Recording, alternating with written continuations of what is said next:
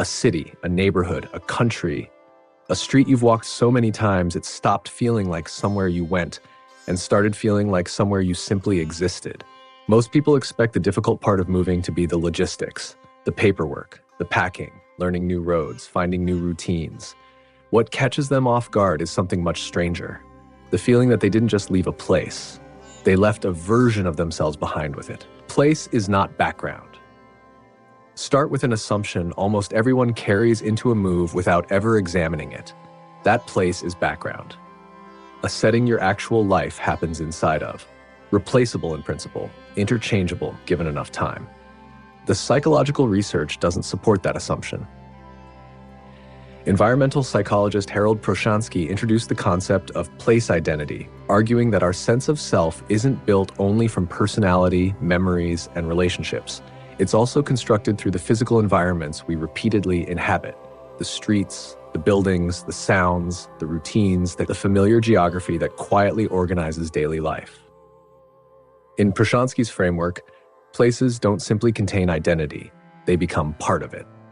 Researchers Leila, Scannell, and Robert Gifford later developed one of the most influential contemporary models of place attachment, describing it as the interaction of three components: the person, the psychological processes that create attachment, and the place itself. Together, these create something far more substantial than nostalgia. They create an attachment system, one that functions remarkably similarly to attachment with people, which means separation produces genuine psychological distress, not because you're sentimental, because an attachment has actually been broken. The scaffolding nobody sees. This is where almost everyone underestimates what moving actually costs. A familiar place doesn't feel like identity while you're living there. It feels invisible. The route you walk without thinking, the coffee shop where nobody asks your order anymore, the exact way afternoon light hits one particular street, the smell after rain, the skyline you stopped consciously noticing years ago. None of these feel psychologically important, precisely because they're working perfectly. Like the framework inside a building, they're carrying weight without announcing themselves. You don't notice scaffolding while it's supporting something. You notice it when it's removed, and suddenly something that used to feel effortlessly stable now requires conscious effort every single day. The move didn't only remove familiar surroundings, it removed invisible psychological support you never realized you depended on. Place attachment doesn't exist separately from relationships. The two become deeply intertwined. Psychologist Toni Antonucci's social convoy model describes the network of close relationships that travel alongside us throughout life. Some remain close for decades, others slowly drift outward, others disappear entirely. The important insight is that many of these relationships are sustained less by deliberate effort than by repeated physical proximity. The colleague you always bumped into, the neighbor you talked to every weekend, the friend you only saw because you both happened to live 10 minutes apart. Moving reveals something uncomfortable. Some relationships were traveling with you. Others were traveling with the place. Distance quietly separates the two. This is why relocation often feels more disorienting than loneliness alone can explain.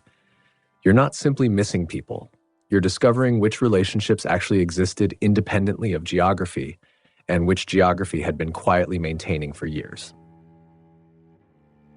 The forecasting error. This also helps explain why people consistently underestimate how difficult relocation will be. Psychologists Timothy Wilson and Daniel Gilbert's research on affective forecasting shows that people systematically mispredict their future emotional experiences. Before moving, most people forecast practical problems: learning the commute, finding new restaurants, meeting new people, buying furniture, building routines, problems with obvious solutions. But what gets almost entirely left out of the forecast is identity. Nobody predicts how strange it will feel to no longer recognize themselves inside ordinary routines, or how difficult it will be to recreate something that wasn't built deliberately in the first place. Because place identity isn't formed through a single dramatic experience. It forms through thousands of ordinary ones.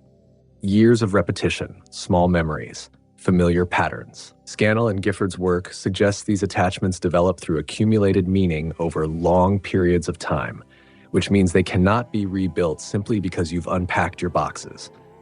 The logistics may take weeks. Belonging often takes much longer.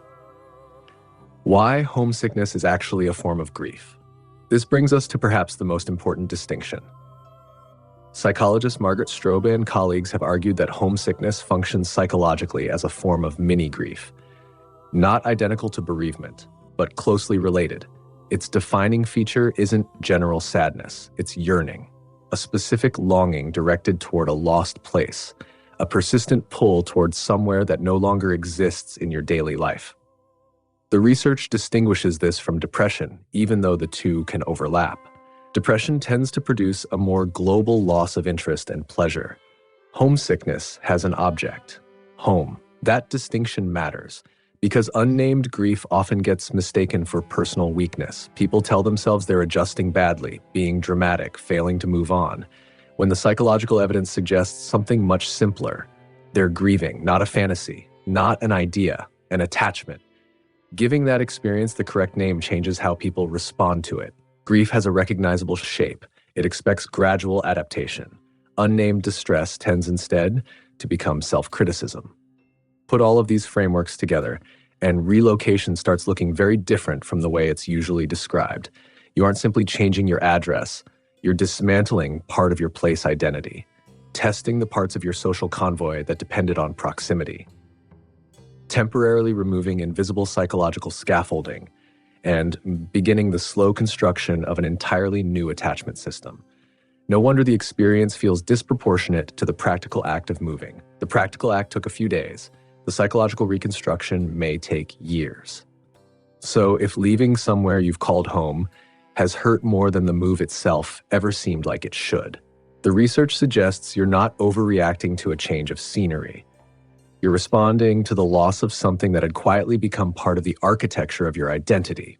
The streets, the routines, the familiar faces, the invisible assumptions about what ordinary life felt like. It was never just a place. It was one of the places your mind had quietly learned to call you. And building another home, psychologically, not just geographically, was always going to take much longer than unpacking the boxes.